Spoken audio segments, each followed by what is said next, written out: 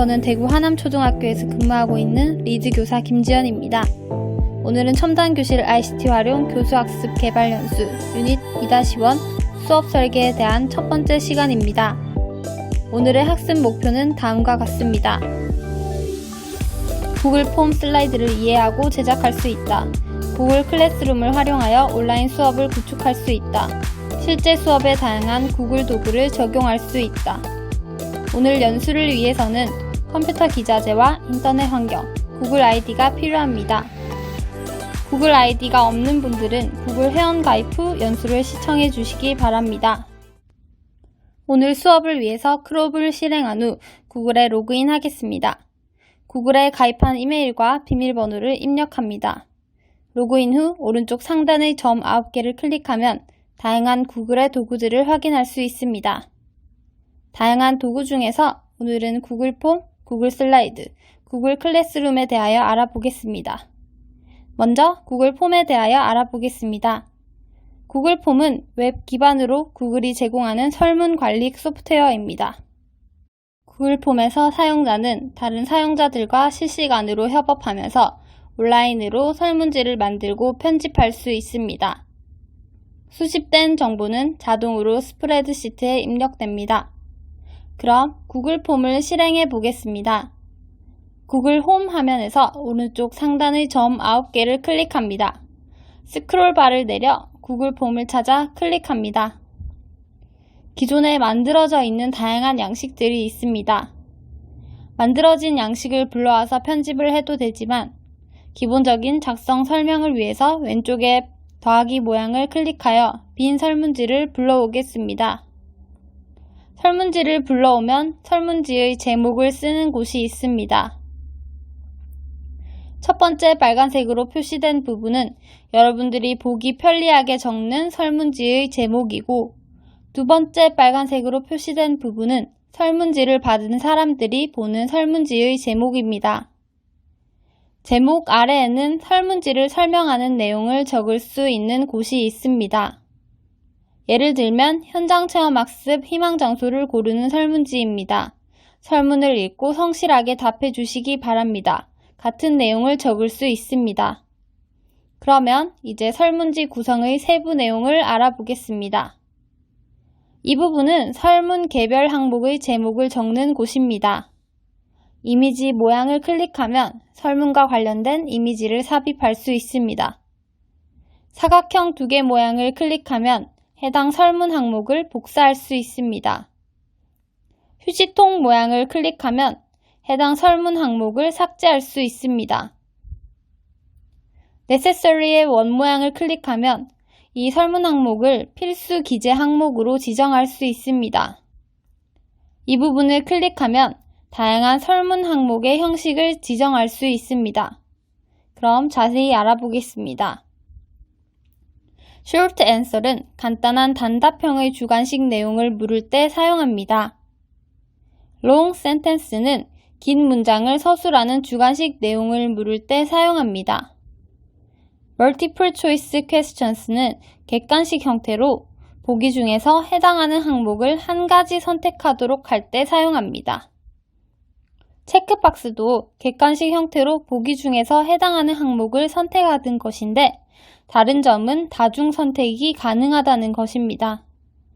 드롭다운은 Multiple Choice Questions와 같은데 설문 답변을 할 때 초이스를 눌러 항목을 선택하는 점이 다릅니다. 보통 설문이 길어질 때 사용을 합니다. 파일 업로드는 설문지에 파일을 업로드할 때 사용합니다. 드라이브에 파일을 업로드하도록 허락하겠냐고 묻는 메시지에 계속하다 메뉴를 클릭하고 업로드할 파일의 형태, 파일의 개수, 파일 용량을 지정합니다. 라이너 스케일은 선호도와 호감도 조사를 할 때 사용합니다.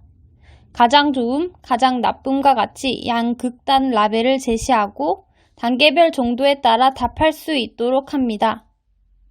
멀티플 초이스 그리드는 보기를 격자 모양으로 제시하여 행과 열이 겹쳐지는 부분에서 응답을 찾아 선택할 때 사용합니다. 체크박스 그리드는 모양과 형식은 객관식 그리드와 같은데 복수 응답을 허용한다는 점이 다릅니다. date는 년, 월, 일을 물을 때나 설문을 제출하는 날짜를 명시적으로 설문 결과에 기록해야 할 때 사용합니다. time은 특정 시간을 물을 때나 설문을 제출하는 시간을 명시해야 할 때 사용합니다. 오른쪽에는 6개의 삽입 메뉴가 있습니다. 첫 번째 메뉴를 클릭하면 설문 항목을 추가할 수 있습니다. 두 번째 메뉴를 클릭하면 기존에 작성했었던 설문을 불러올 수 있습니다. 세 번째 메뉴를 클릭하면 제목과 설명을 추가할 수 있습니다. 네 번째 메뉴를 클릭하면 이미지를 추가할 수 있습니다. 다섯 번째 메뉴를 클릭하면 비디오를 추가할 수 있습니다. 여섯 번째 메뉴를 클릭하면 설문 항목의 섹션을 나눌 수 있습니다. 오른쪽 상단에는 4개의 메뉴가 있습니다. 첫 번째 퍼즐 모양 메뉴의 From Limiter를 클릭하면 설문 마감 날짜와 시간을 지정할 수 있습니다. 두 번째 팔레트 모양 메뉴를 클릭하면 설문지의 테마 색깔, 형식 등을 지정할 수 있습니다. 세 번째 눈 모양 메뉴를 클릭하면 학생들 화면에서 이 설문지가 어떻게 보이는지 확인할 수 있습니다.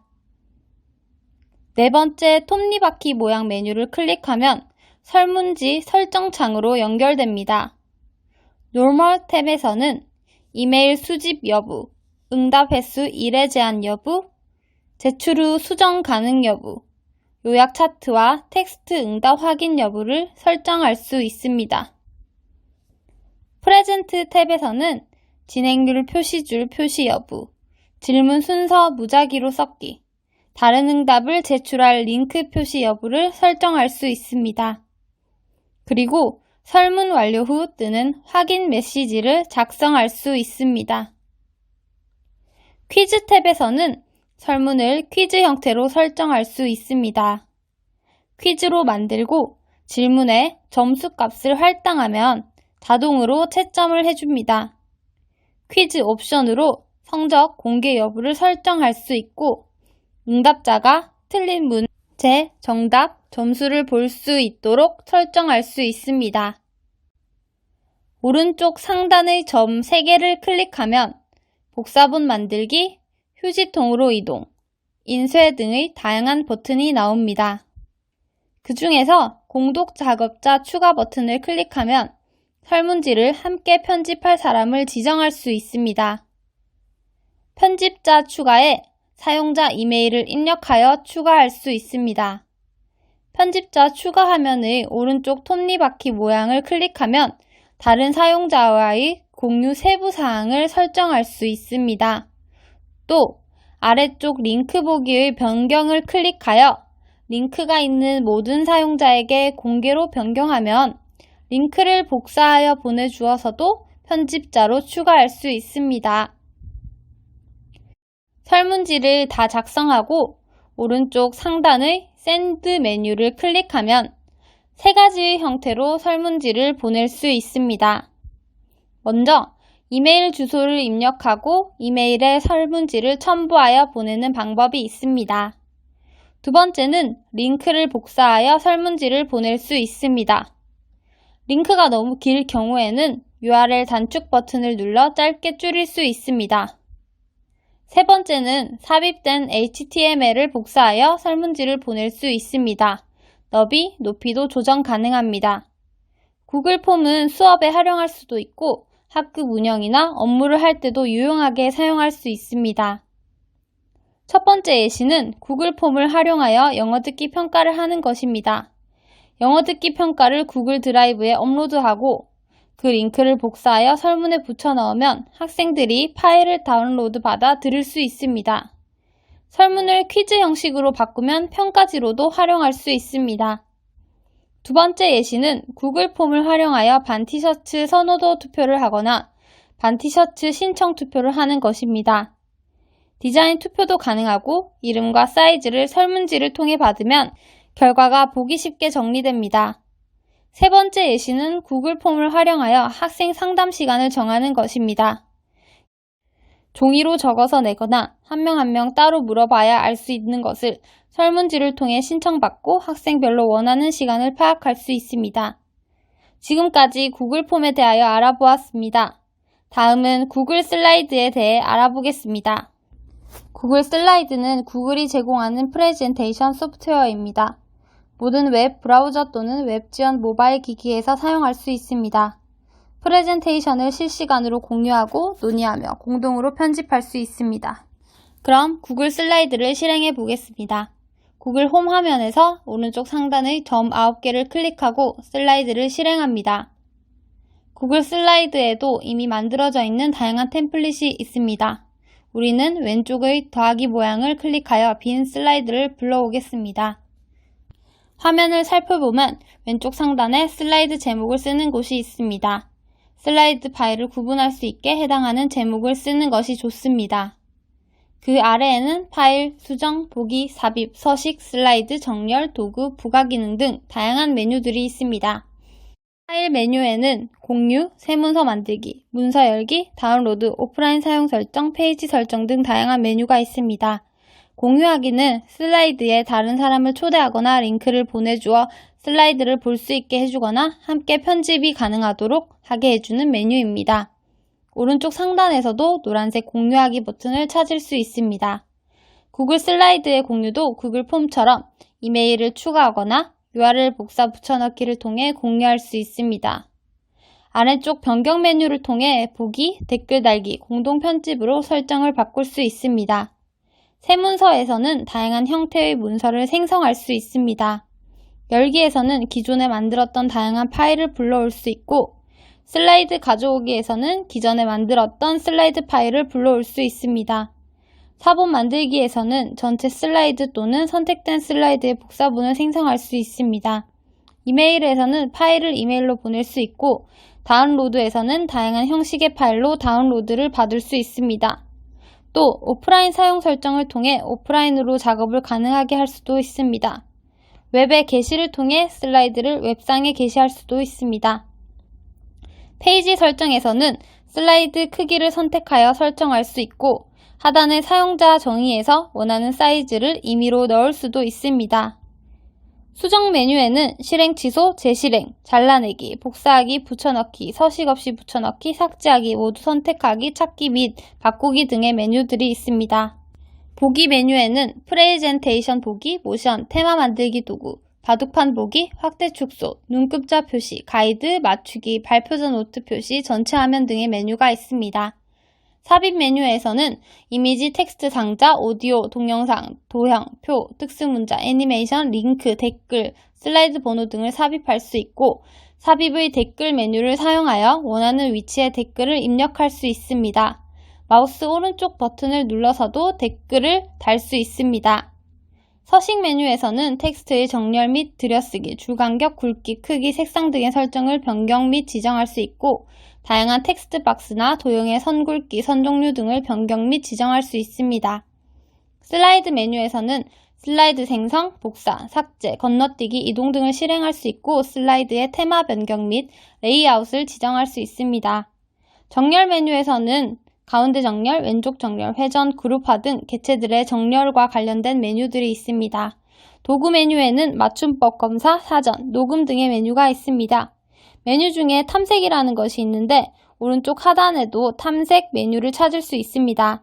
탐색 메뉴를 사용하면 테마, 내용, 이미지, 영상 등을 검색하고 삽입할 수 있습니다.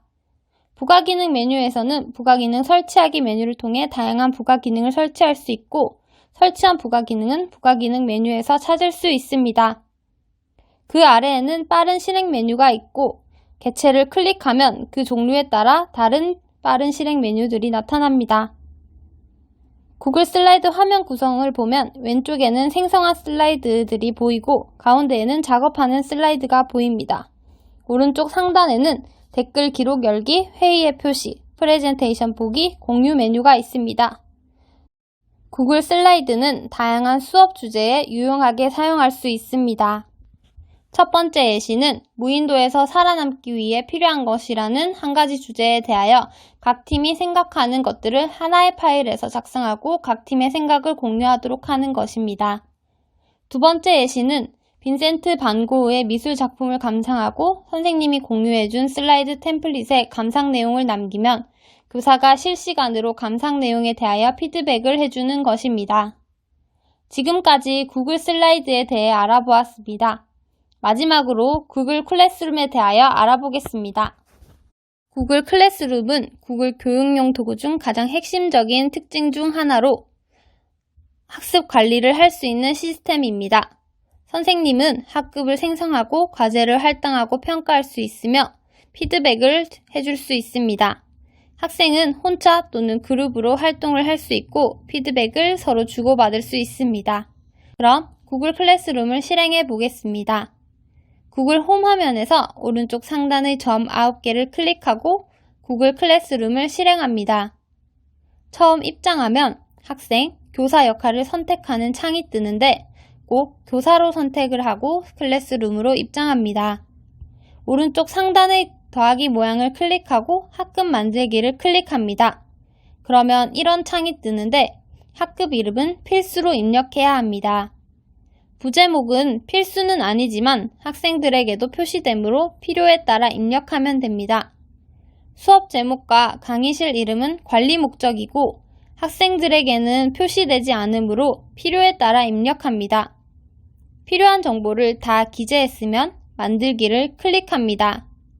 학급을 만든 후에도 학급 이름, 부제목, 수업 제목, 강의실 이름을 관리해서 수정 가능합니다.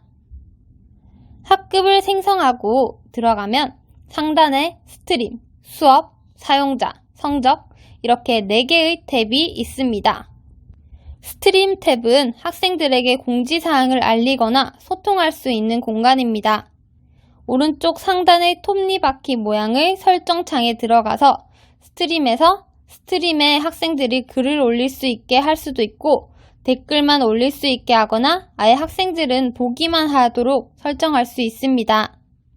또 스트림 탭은 발행된 자료나 과제가 표시되는 공간입니다. 오른쪽 상단의 톱니바퀴 모양의 설정창에서 스트림의 수업 과제에서 첨부 파일 및 세부 정보로 표시로 하거나 알림 요약으로 표시하거나 알림 숨기기로 설정할 수 있습니다. 이제 수업 탭에서 수업을 만들어 봅시다. 만들기를 클릭하면 6개의 메뉴가 나타납니다. 과제는 다양한 문서 형식을 제출할 수 있는 과제입니다. 과제를 생성해 보겠습니다. 과제의 제목과 안내사항을 입력하고 필요에 따라 첨부물을 만들거나 기존의 파일을 불러와서 첨부합니다. 그 다음 과제를 해결해야 할 학생들을 지정하고 점수를 지정하거나 미채점으로 변경할 수 있습니다. 모든 과제는 마감 기한을 설정할 수 있고 또 해당하는 주제로 설정을 할 수 있습니다. 입력을 끝낸 후에 오른쪽 상단의 삼각형 모양을 클릭하면 과제 만들기, 과제 예약, 과제 임시 저장을 할 수 있습니다. 과제를 만들면 학생들의 화면에서는 이렇게 보입니다. 학생들은 과제 제출을 클릭하고 자신이 생성한 파일을 첨부한 후에 제출 완료를 클릭하면 됩니다. 퀴즈 과제는 구글 폼으로 퀴즈를 만들어 학생들이 퀴즈를 풀 수 있도록 하는 과제입니다. 퀴즈 과제를 생성해 보겠습니다.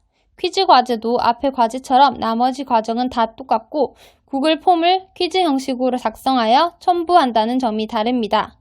학생들은 첨부된 구글 폼의 퀴즈를 풀고 제출한 후 퀴즈 과제에서 제출 완료를 클릭하면 됩니다. 질문은 교사의 질문에 학생들이 대답을 제출하고 다른 학생들의 대답을 함께 보고 서로 피드백할 수 있는 과제입니다. 질문을 생성해 보겠습니다. 질문도 앞의 과제처럼 나머지 과정은 다 똑같고 다른 점은 단답형인지 선다형인지 선택을 하고 학생들이 서로의 대답에 댓글을 달게 해줄 건지 학생들이 제출한 대답을 편집할 수 있게 해줄 것인지 선택하도록 하는 것입니다. 학생들은 질문에 대답을 입력하고 제출합니다. 다른 학생들의 대답에 댓글을 달 수도 있고 자신의 대답을 편집할 수도 있습니다. 자료는 수업에 필요한 자료를 제공하여 학생들이 다운로드 받을 수 있도록 할 수 있습니다. 자료를 생성해 보겠습니다. 자료에 학생들에게 제시할 자료를 첨부하여 제시합니다. 게시물 재사용은 기존에 만들었던 수업의 과제를 불러와서 재사용하도록 하는 것입니다. 게시물 재사용을 한번 실행해 보겠습니다. 게시물을 가져올 학급에서 가져올 과제를 선택하고 수정하여 게시합니다. 주제는 다양한 주제를 만들 수 있습니다. 주제를 클릭하고 만들 주제명을 입력한 후에 생성을 합니다.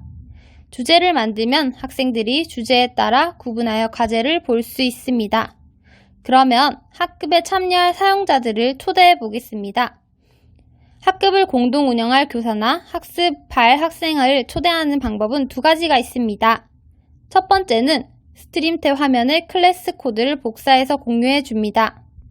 초대받은 사람이 클래스룸에 접속하여 더하기 메뉴를 클릭하고 클래스룸에 참가하기를 누른 다음 공유받은 클래스 코드를 입력합니다.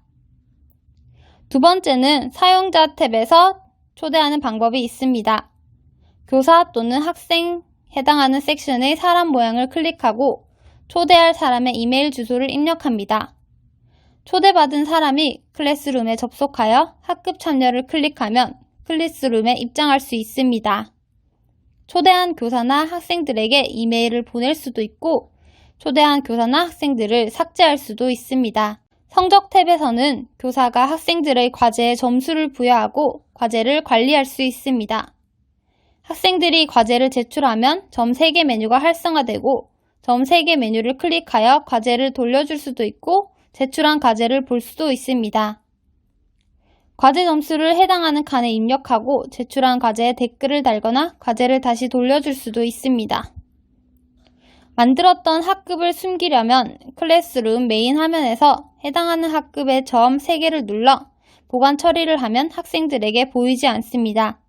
보관된 수업은 왼쪽 메뉴를 클릭하여 목록을 볼 수 있고 다시 활성화할 수도 있습니다. 그럼 구글 클래스룸을 활용하는 수업 사례를 보겠습니다. 이렇게 과목별로 개인별 또는 그룹별 과제를 제시합니다. 그중 미술 수업 하나를 예시로 보겠습니다. 이 수업은 빈센트 반 고흐 작품을 감상하는 미술 감상 수업입니다. 구글 아트 앤 컬처에서 반 고흐의 다양한 작품을 감상하고 구글 슬라이드로 감상한 작품 중 가장 좋아하는 작품을 소개하는 발표 자료를 만들고 행아웃을 통해 발표하고 구글 폼으로 반 고흐에게 편지를 쓰는 수업입니다. 구글 클래스룸을 활용하면 온라인 수업도 충분히 가능하고 교실이든 집이든 온라인상에서 협업과 소통이 가능합니다. 교사는 실시간으로 학생들의 활동을 보고 피드백해 줄 수 있습니다. 그러면 오늘 배운 내용을 바탕으로 두 가지 미션을 해결해 봅시다. 미션 1. 당신이 가장 좋아하는 한국 가수를 소개하는 구글 슬라이드를 만들고 그 슬라이드를 편집할 수 있도록 화면에 이메일을 초대해 주세요. 미션 2. 구글 클래스룸에서 당신의 학급을 생성하고 화면에 이메일을 학생으로 초대한 후 당신의 나라에 대한 퀴즈를 낸 퀴즈 과제를 제시해 주세요. 오늘은 수업에 활용할 수 있는 다양한 구글 도구에 대해서 학습해 보았습니다. 오늘 학습한 내용을 잘 기억해 두었다가 다음 유닛에서 또 뵙겠습니다. 지금까지 첨단교실 ICT 활용 교수학습 개발 연수 유닛 2-1 콘텐츠 리드 교사 김지현이었습니다. 감사합니다.